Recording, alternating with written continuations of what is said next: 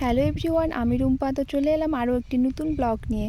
তো তোমরা সবাই কেমন আছো? আমি তো বেশ ভালোই আছি তোমাদের আশীর্বাদে।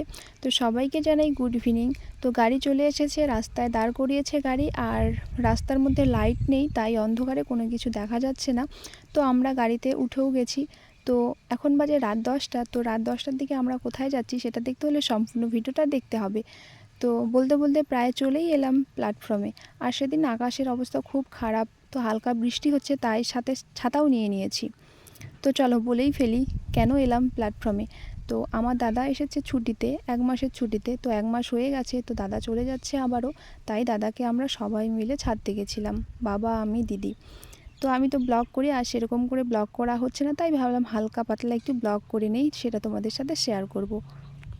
দেখা হচ্ছে খুব তাড়াতাড়ি নতুন কোনো ব্লগে। ততক্ষণে তোমরা ভালো থেকো, সুস্থ থেকো, আর আমার ইউটিউব চ্যানেলটাকে সাবস্ক্রাইব করে দিও। টাটা।